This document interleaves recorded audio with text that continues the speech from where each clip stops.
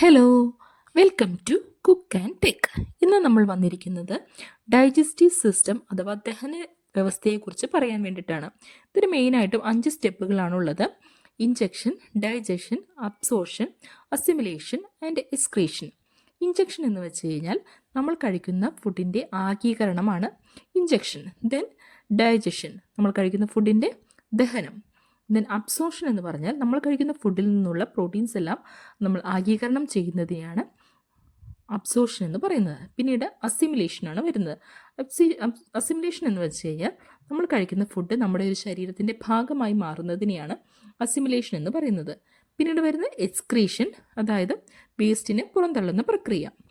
ഇത് എങ്ങനെയാണ് ഡൈജഷൻ നടക്കുന്നതെന്ന് നോക്കാം. ഡൈജഷൻ സ്റ്റാർട്ട് ചെയ്യുന്നത് വായിൽ നിന്നുമാണ്. നമ്മൾ കഴിക്കുന്ന ഫുഡിനെ നമ്മൾ പല്ലുകൾ നന്നായി ചവച്ചരയ്ക്കുന്നു.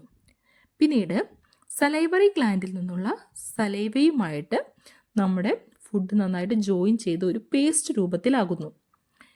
ഇങ്ങനെ ഇതിനെ നമ്മുടെ നാവും വളരെയധികം സഹായിക്കുന്നുണ്ട്. പിന്നീട് ഈ ഫുഡ് ഈസോഫാഗസ് വഴി സ്റ്റൊമക്കിലേക്ക് എത്തുന്നു. ഈസോഫാഗസിൻ്റെ പെരിസ്റ്റോളിസിസ് അഥവാ തരംഗചലനം മൂലമാണ് ഈ ഫുഡ് വയറിലേക്ക് എത്താൻ സഹായിക്കുന്നത്.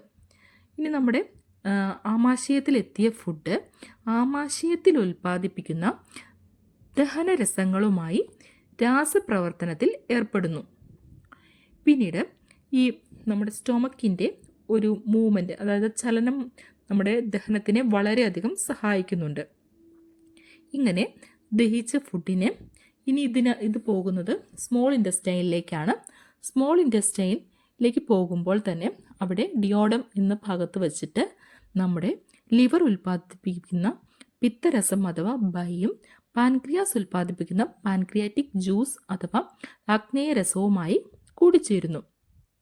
പിന്നീട് ഫുഡ് സ്മോൾ ഇൻറ്റസ്റ്റൈൻ അഥവാ ചെറുകുടലിലേക്ക് എത്തുന്നു. ചെറുകുടലിന് ഏകദേശം 6 മീറ്റർ ലെങ്ത്താണ് ഉള്ളത്. ഈ നമ്മൾ കഴിക്കുന്ന ഫുഡ് പൂർണ്ണമായും ചെറുകുടലിലൂടെ പാസ് ചെയ്യാൻ ഏകദേശം 6 മണിക്കൂർ എടുക്കും. ഇനി നമ്മുടെ ചെറുകുടലിലുള്ള വില്ലാസ് നമ്മുടെ ഫുഡിൽ നിന്നുള്ള പ്രോട്ടീൻസിനെയെല്ലാം രക്തത്തിലേക്ക് ആഗീകരണം ചെയ്യുന്നു. പിന്നീട് വരുന്ന വേസ്റ്റുകളെയാണ് നമ്മൾ ലാർജ് ഇൻറ്റസ്റ്റൈൻ അഥവാ വൻകുടലിലേക്ക് പോകുന്നത്. ഏകദേശം 1.5 മീറ്റർ ലെങ്ത് ആണ് ലാർജ് ഇൻറ്റസ്റ്റൈനിലെ ഉള്ളത്. ഇവിടെ നിന്നും വേസ്റ്റ് റെക്റ്റം വഴി പുറന്തള്ളപ്പെടുന്നു. ഇങ്ങനെയാണ് ദഹനം നടക്കുന്നത്. എല്ലാവർക്കും മനസ്സിലായി എന്ന് വിചാരിക്കുന്നു. വീഡിയോ ഇഷ്ടപ്പെട്ടു കഴിഞ്ഞാൽ ലൈക്ക് ചെയ്യാനും സബ്സ്ക്രൈബ് ചെയ്യാനും ഷെയർ ചെയ്യാനും മറക്കല്ലേ.